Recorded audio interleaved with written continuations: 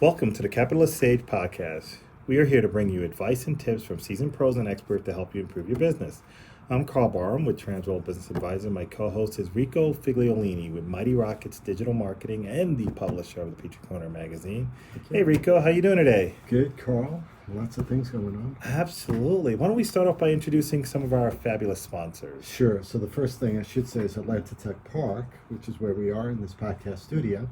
We're doing the recording here in the city of Peachtree Corners. Atlanta Tech Park is an accelerator, right? You go to from a startup place, that's the incubator, to an accelerator, that's the next step for a growing company. And they have, I don't know how many thousands of square feet here, but they have enough event facilities. They run workshops. They run things with funding and venture capitalists. Absolutely. There's a cyber event coming up, I think, later on. Fintech that's coming up later this week. Just fabulous stuff to get connected into the technology and business community here in Peachtree Corners. So anything you need to, fund your business even. I mean, they do some of that pitch stuff. Yep, Friday morning, pitch Fridays. So in our other sponsors, GMC or Gwinnett Medical, which just got bought up by Northside Hospital, by the way. So, but it's the place that just opened. It's the GMC Primary Care and Specialty Center on Peachtree Parkway, next to Planet Smoothie and the QT. And it's a great place. We just interviewed Dr. Barbara Joy Jones just last week, so you can find that podcast, by the way, online. But they're a sponsor as well. Oh, fabulous, fabulous. And I think in the next week we have Smart City Expo. Smart City Expo coming up. Excited about that. It's going to be great.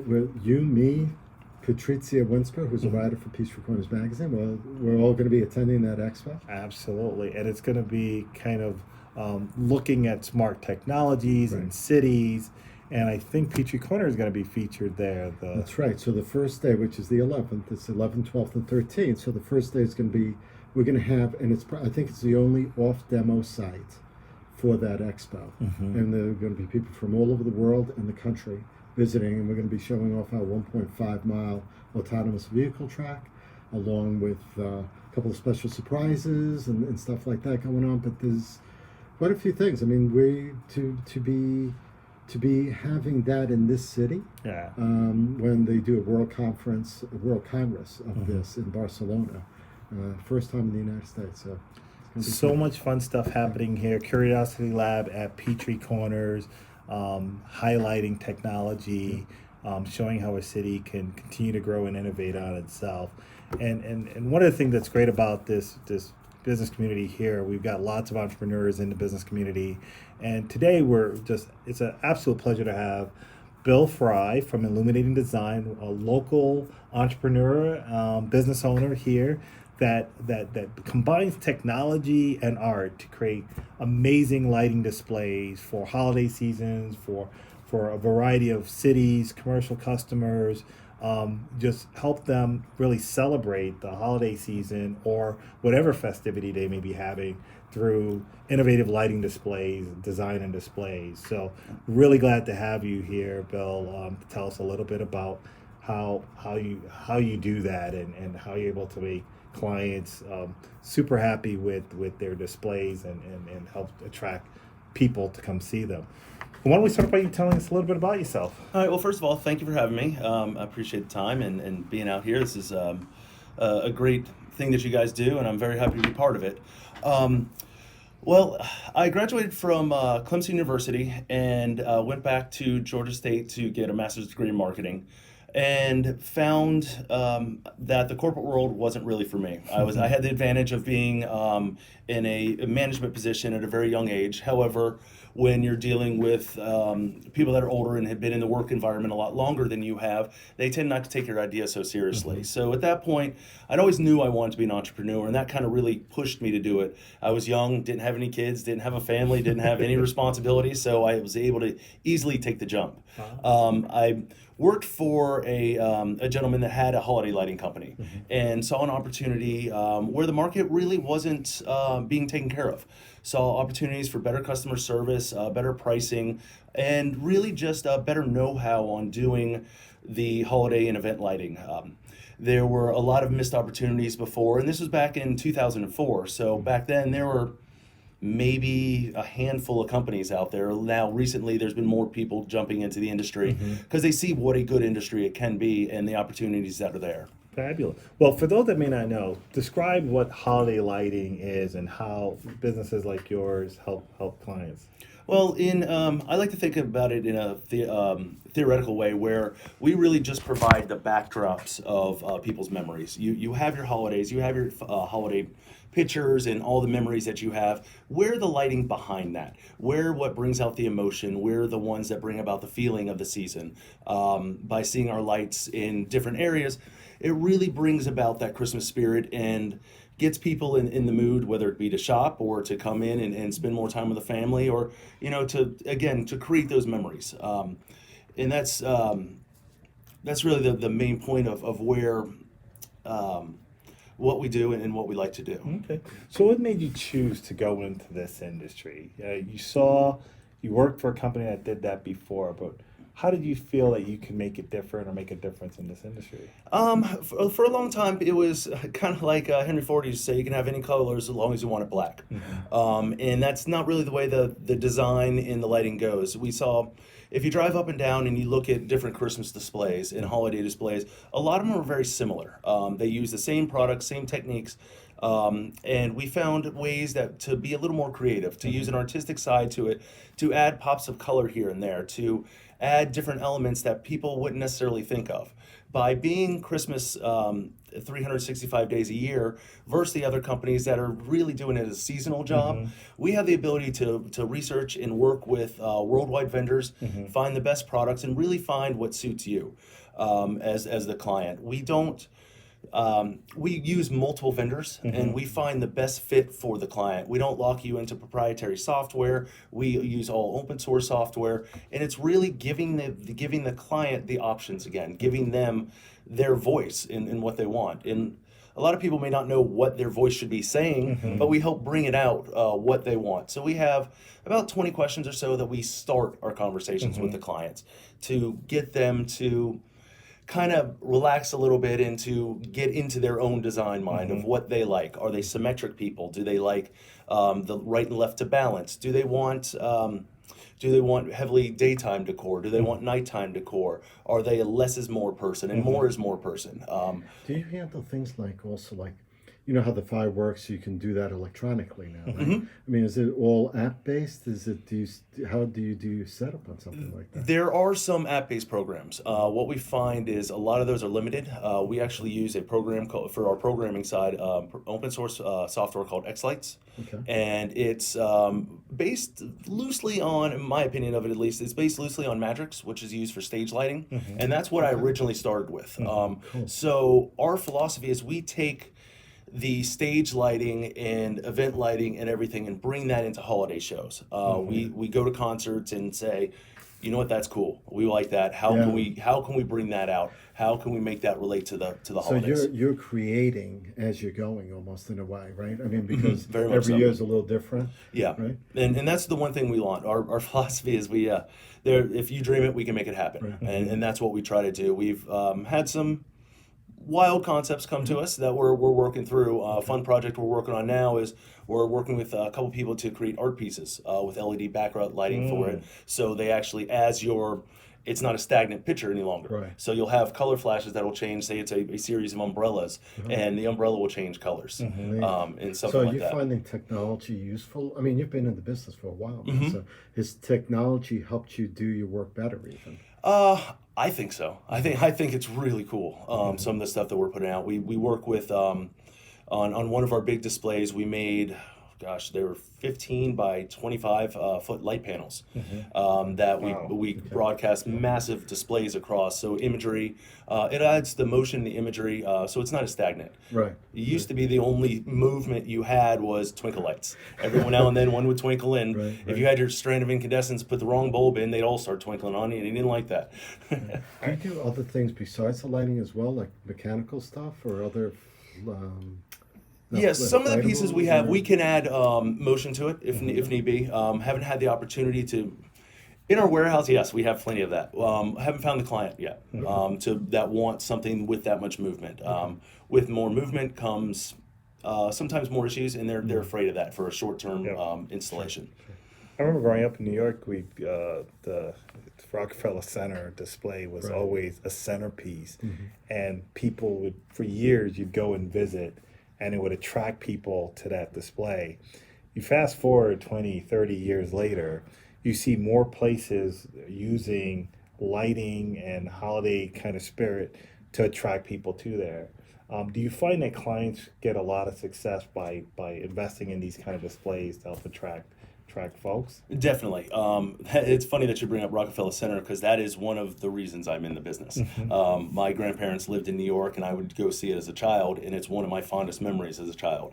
And I've always said if I ever get the Rockefeller Center tree, I'd be done. You've reached the pinnacle. Yeah, I've reached the pinnacle. What more can I do at that point? But yeah, we see. It's interesting because the first. The first exposure I had to that, where it was really helping out to increase revenues and things like that, was during the recession, 2008, and when I noticed a lot of people were cutting back on what they were doing. Obviously, they were concerned about what was going on in the world and with the market and everything like that. But what it did was allow me to kind of recenter our company and to see what's going on out in the world. And neighborhood fronts. You had homes that were diminishing massively in value, and people were fighting against each other to sell their houses. So the first exposure was we started decorating neighborhood fronts. And by giving the exposure at nighttime to those neighborhoods, it gave them more name recognition, allowed the home values to, I'm not going to say they stayed where they were in 2006, but they did not decrease as much because you had the talk about the word of mouth going around about what they were doing and that the community looked nicer.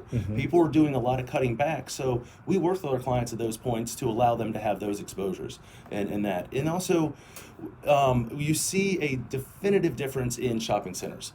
When you go out during the holidays, a shopping center that is not decorated. It's like any other time of the year. You go in there and you spend what you would. Holidays are all about excess. And that's for a lot of people. It's about they eat too much, they shop too much, they drink too much, they do everything too much. And that's what having the lighting really evokes that feeling of peace and euphoria and good times and cheers. Especially during the holiday season, if you think about it. If you live up north where it's snow, you feel Christmas coming around, you feel the holiday. If you live in a warmer climate, you don't have the snow. So the lights is something that could still connect people that you could tell it's a different time of year. If you have little kids, I know during winter folks don't go out as much, but if they'll drive around the neighborhoods and see the houses that are doing the better displays. So do you find then that, because I totally agree with you, I mean, living in New York and Brooklyn, everyone hung their lights and stuff, but it didn't matter if it snowed, it was Christmas. You knew it was coming. Down here, so different. The hurricane's coming, God forbid. So so you're lighting are you lighting like throughout the year as well? We do. Most of our work is done during the holiday season. We do also work with events and facilities and things. If they have larger events going on, we'll go out there and help them. What we can do is year round. We've really created a niche in the Christmas market though. We've worked on some of the largest zeros around the Southeast, and we have really made our names for ourselves in the Christmas area. There are a lot of companies out there that do events. They have a lot of big products, and it's kind of a different product base that we have, but it is still possible. We have a lot, maybe 50% of it transfers over, which allows us the opportunity to go and decorate for some weddings or big corporate parties or 4th of July. We got to go up to, one of the really neat things we got to do is we went up to Knoxville and lit up the Sun Sphere from the World's Fair. And for, it was, I want to say their 250th anniversary, and we had the lights rotate around, red, white, and blue, and they'd rotate around the Sun Sphere. And just so happened to be the year that Pat Summitt passed away, and we were able to dial in the Tennessee Orange and light up the Sun Sphere in orange in honor of her, which was a really a neat and impactful moment for us. How did you get command over the technology? Because it sounds like you got to know a little bit about design, artistic design, but also to program, to figure out what pieces go together, to integrate all that.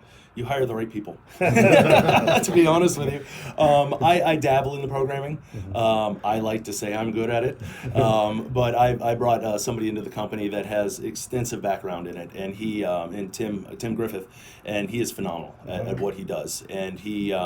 We work together, and it's kind of where yin and yang. I'm the artistic side, he's the detail process side. So we bounce off each other in very, very great ways. So you can envision what you want, and he's sort of implementing it. Yeah, I come to him all the time and say, I want to see this, and he kind of looks at me and goes, all right, give me an hour. and it's great because it takes him out of his comfort zone, and I'm asking for elaborate things, and we kind of bounce ideas off, and I know enough to give suggestions about different ways to look at it rather than the engineering side. Look at it from this direction and see if it changes some things. Are you seeing the technology in lighting itself, like LED's been around for a while, right? But are you seeing that changing? Are you seeing anything new coming? Yeah, actually, yeah. And that's one of the things is, and we've had to kind of adapt our company because of it. It's LEDs. Incandescent LEDs is the first change in lighting in how many years? Forever, Decades, basically. yeah. So what do you think? Okay, well, LEDs are going to be here for a while, and this is how it's going to be. Well, now they're moving on to low voltage. So low voltage gives you, obviously you're running less amps, thus you're having less, when you have a power spike because of rain or something like that, there's less fluctuation, so it doesn't trip your GFI. So low voltage lighting is exactly what your landscape lighting runs on. So you don't have problems with that normally when it rains, but your holiday lights you occasionally do. And that's honestly a problem if you have a GFI and it's put in there and it's working right, and your lights go out because of rain, it's doing exactly what it's supposed to, but nobody wants their lights out. Right. And you can't tell somebody, well, you know what? Sorry your lights are out, but that's doing exactly what you want. Right. So we figure out ways to work around that. And when we were working at Atlanta Botanical Gardens for 4 years, we had, I'll never say 100%. So 99.9999% on rate. I cannot remember, do not recall, or was not told of any situation where the lights went out with the low voltage. So you can use technology to help make them more robust and bring all of those. When you think about the business side of this, when you started this out, anything that you learned along the way that you think would help someone else that was thinking of starting a business? Yes, a 22-year-old does not know everything. I learned that one very quickly. And you learn to trust your support system. And that's the foundation of how you're going to be successful in business. If you don't have a strong support system with you, with family, friends, people that believe in you and that are going to pick you up when you get knocked down and say, hey, you know what, let's get up tomorrow and let's try it again. That's crucial. If you don't have that, you're off on an island, and it becomes extremely difficult.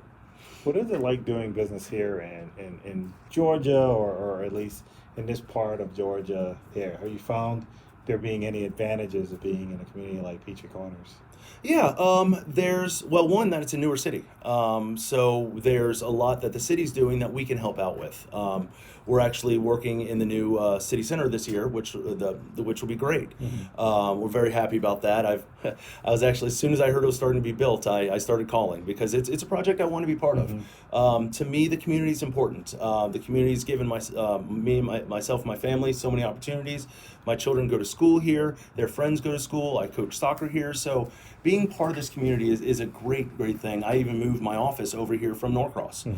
So we'd be a little more local and be tied in more to the business community in Peachtree Corners. Are you part of any of the business associations here locally? What are some of the things that you've been able to gain in the relationships you built through those? Some contacts, and that's really important, is that you find out, and more so than business contacts, it's personal contacts. People that have gone through what you do. As an entrepreneur, it's very difficult for people to understand your day-to-day, what you wake up dealing with, what you go to bed dealing with, what problems you have. And you know what? None of us here are recreating the wheel. Whatever business process we're working on, whatever situation we're dealing with, somebody else has dealt with.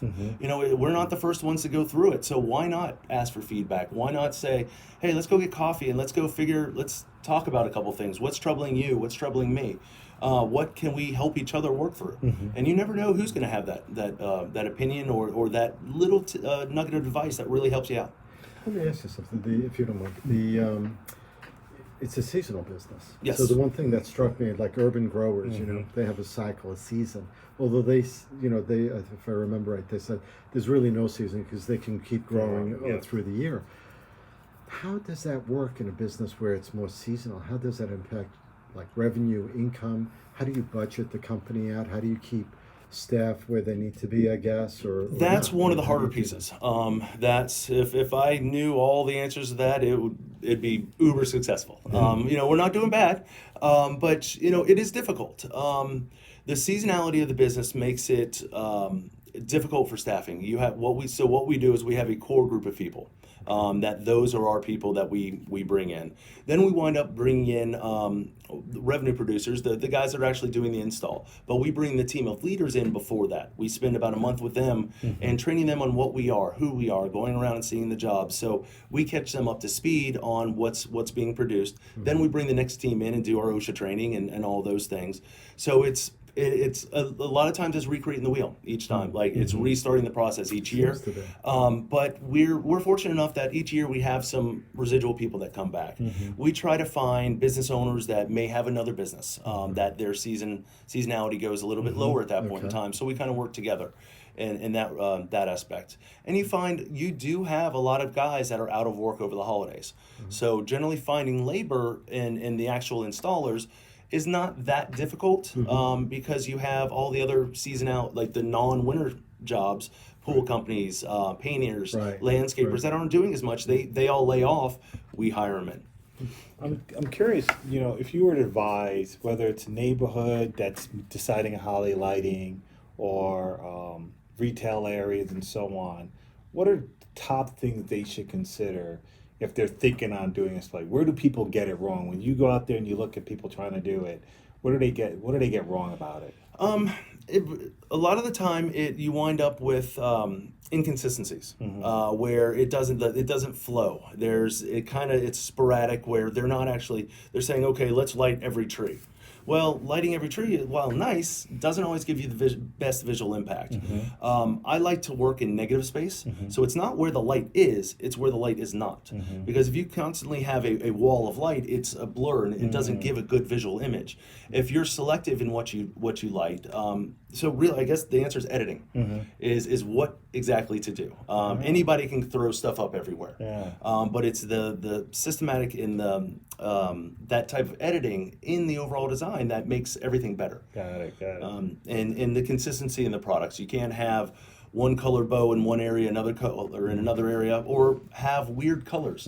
If I've noticed a lot, they try to go with festive colors and things like that now, but it starts looking a little like Mardi Gras. You know, which is awesome for the Mardi Gras time, but it doesn't really flow with what most people think of Christmas. And things that'll create those memories that you were describing, where people could, if you do a blur of lights, it just remember it's a blur of light. But if you can create art with that and create it, that's what creates those memories. Yeah, we believe that our lighting philosophy is we believe that every light is important. You can make a very impactful statement with a single light. So it's all in the editing of how you edit those lights down. Fabulous.